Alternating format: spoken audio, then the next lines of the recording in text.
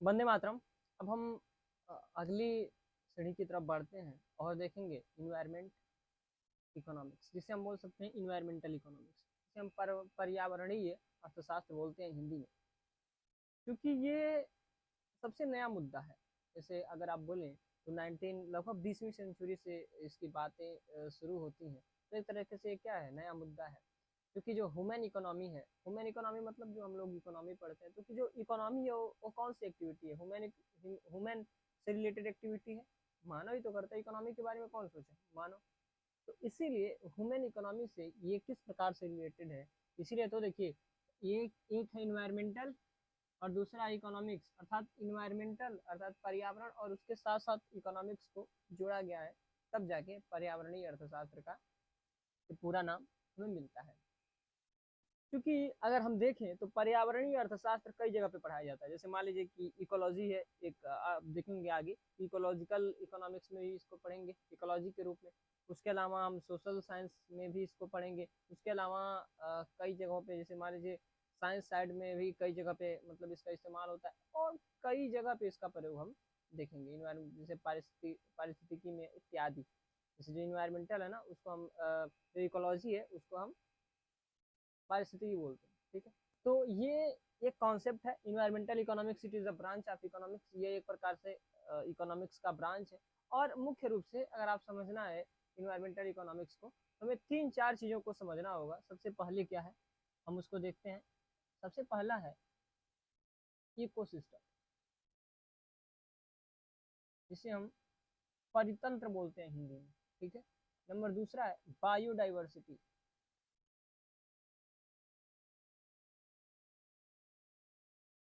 Biodiversity. Number third क्या है, number तीसरा क्या है, इस ये है इकोलॉजी।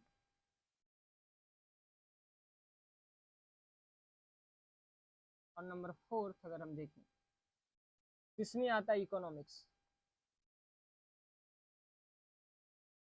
ये चार चीजें अगर आप समझ लें तो आप इन्वायरमेंटल इकोनॉमिक्स को समझने में सक्षम हो जाएंगे। तो इकोसिस्टम क्या है, इकोसिस्टम को हम परितंत्र बोलते हैं। क्या बोलते हैं, परितंत्र, ठीक है। और ये जो नाम है ना, इकोसिस्टम, तो चूंकि अब इसको पढ़ा क्यों रहे हैं, क्योंकि ये इन्हीं चारों से रिलेटेड इन्वायरमेंटल इकोनॉमिक्स, ठीक है। तो जो इकोसिस्टम है, इट इज ए सिस्टम, यह एक प्रकार की, चूंकि ये सिस्टम है तो इसलिए हम इसको सिस्टम अर्थात व्यवस्था बोलते हैं। इसका नाम जो दिया था इकोसिस्टम का, उसका नाम है आर्थर जॉर्ज टेंस्टे। 1935 में इन्होंने इसका नाम दिया था। और उन्होंने बताया कि इकोसिस्टम क्या, उन्होंने कहा यह एक व्यवस्था है जो जैविक अर्थात जिसे हम बायोटिक बोलते हैं, अजैविक एबियोटिक, माइक्रोब्स अर्थात जो सूक्ष्म जीव, जैसे मान लीजिए छोटे मोटे कीड़े मकोड़े होते हैं उनको, एनिमल्स पशु पक्षी इत्यादि के एक प्रकार का क्लस्टर है। क्लस्टर मतलब समूह है, ठीक है, जो आपस में इंटरेक्शन करता है, ठीक है, परस्पर क्रिया करते हैं, ठीक है। और यह एक जीव के तथा उसके चारों ओर होते हैं, अर्थात ये जो सारे क्लस्टर है वो किसी जीव के चारों ओर होते हैं, और ये आपस में क्या करते हैं, क्रिया, परस्पर क्रिया करते हैं। एक कॉम्प्लेक्स क्लस्टर है, अर्थात एक सबसे एक जटिल क्लस्टर है, समूह है, जो एक किसी जीव तथा उसके चारों ओर होता है, ठीक है। और ये आपस में परस्पर क्रिया करते हैं, और इनका उस क्रिया के द्वारा इनका विकास होता है, दैट इज इकोसिस्टम, ठीक है। आई होप आप लोग को समझ में आया है। नहीं अगर समझ में आया कोई चीज़ तो आप इसे दोबारा देखिए या फिर कमेंट करिए, ठीक है। उसके हिसाब से हम इसको बनाने का प्रयास करेंगे। उसके अलावा अगर देखेंगे बायोडाइवर्सिटी, बहुत ही इजी कॉन्सेप्ट है। कोई भी जीव है, ठीक है, जीव की जाति तथा उसकी उपजाति, उपजाति मतलब जैसे मान लीजिए गेहूं है ना, तो एक गेहूं है तो उसके कई प्रजाति हैं। जैसे मान लीजिए गेहूं का दूसरा प्रजाति है शंकर 265। और फिर उसके अलावा कई कई कई गेहूं, कई किस्म के गेहूं आ रहे हैं। तो वो क्या है, वो इसकी गेहूं की उपजाति है, ठीक है, सब कॉस्ट जिसे बोलते हैं।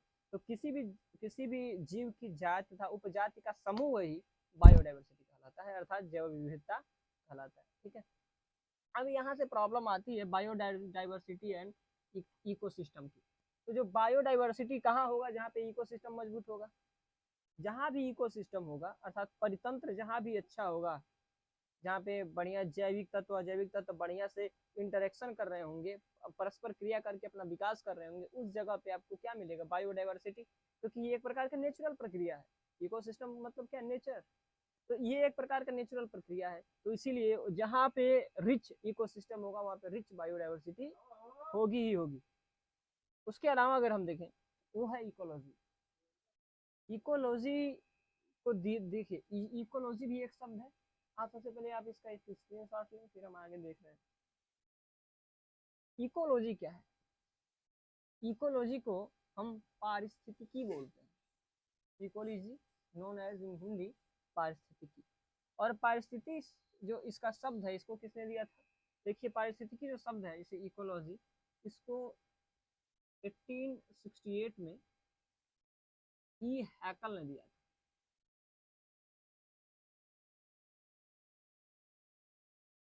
ई हैकल ने इसको दिया था 1868 में।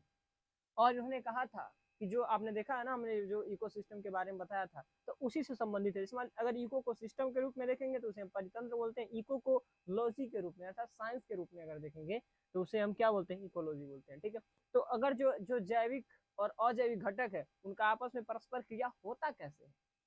अगर आप इसका डेफिनेशन बोले, अगर इसको डेफिनेशन के रूप में देखें तो इसका मतलब ये होता है, इकोलॉजी का मतलब ये होता है कि जैविक और अजैविक तत्व आपस में परस्पर क्रिया करके किस प्रकार से अपनी वृद्धि करते हैं तथा और उनका प्रभाव पर्यावरण पे अर्थात उनका प्रभाव नेचर पे क्या पड़ता है, उसी का अध्ययन क्या है? इकोलॉजी कहलाता है। ठीक है, अब इकोलॉजी हमने देख लिया है, क्योंकि ये पूरी ब्रॉड कॉन्सेप्ट है किसी जीव के बारे में। तो अर्थात ये क्या है? एक स्थान विशेष से संबंधित है। अर्थात कई जगह के जो इकोलॉजी है वो अलग प्रकार के हो सकते हैं, कई जगह के जो इकोसिस्टम है वो भी अलग प्रकार से हो सकते हैं। ठीक है, अब इकोलॉजी है, अब यहीं से एक चीज की शुरुआत होती है, वो है इन्वायरमेंट।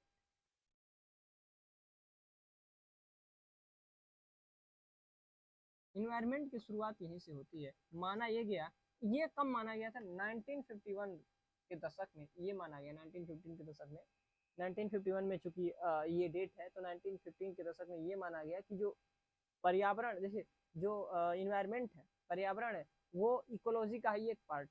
जैसे बताया ये गया कि ये है पूरी इकोलॉजी और ये है इन्वायरमेंट। इसका मतलब क्या है कि जैविक और अजैविक तत्व का परस्पर क्रिया का मानव पर क्या प्रभाव पड़ता है, मानवीय अध्ययन क्या है?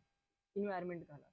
और उसी जैविक और अजैविक तत्व परस्पर क्रिया करके कैसे ग्रोथ करते हैं, वही क्या कहलाता है?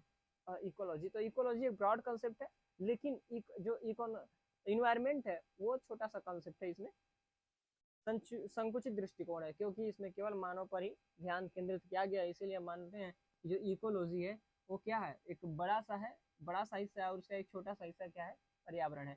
ये 1951 में माना गया। ठीक है, अब अगर देखें इसी परिप्रेक्ष्य में अगर देखें, चूंकि इकोनॉमिक्स की बात है, तो इकोनॉमिक्स के यहाँ पे जो मतलब हमने बताया था, एक और चीज़ की हमें इकोनॉमिक्स को समझना होगा। इकोनॉमिक्स का यहाँ मतलब है ह्यूमन इकोनॉमी। ह्यूमन इकोनॉमी इसे क्यों बोलते हैं? जो नॉर्मल इकोनॉमी हम लोग पढ़ते हैं उसी को ह्यूमन इकोनॉमी बोलते हैं। इसका मतलब ये है कि जैसे ही कोई भी इकोनॉमिक्स प्रक्रिया है, जैसे इकोनॉमिक जो क्रियाएं हैं, एक्टिविटीज, जिसे हम उपभोग, उत्पादन, विनिमय, वितरण बोलते हैं, तो किसके द्वारा होता है? मानव के द्वारा। It is related to human, इसीलिए हम इसे ह्यूमन इकोनॉमी बोलते हैं। अब ह्यूमन इकोनॉमी हमने समझ लिया और इन्वायरमेंट समझ लिया, इकोलॉजी समझ लिया। तो चूंकि हमने बताया था कि इन्वायरमेंट को समझने के लिए इकोलॉजी समझना होगा, क्यों? क्योंकि इकोलॉजी और इन्वायरमेंट एक साथ है। अब हम इसके इतिहास को पढ़ेंगे। ठीक है, क्योंकि अब हम इसको नेक्स्ट भाग में देखते हैं और फिर इसके इतिहास को पढ़ते हैं। क्योंकि हम इसको छोटे छोटे वीडियो में बांट के बना रहे हैं ताकि आप लोगों को बोझ या बर्डन महसूस ना हो। आई होप आप लोग को समझ में आ रहा होगा। अगर आपको ये सारी चीज़ें समझ में आए तो आप इसको फॉरवर्ड करिए, सबके पास आप इसको भेजिए ताकि उनको भी सहायता मिलेगी और ये जो वीडियो है सबके पास पहुंचेगा। आज के लिए बस इतना ही। धन्यवाद।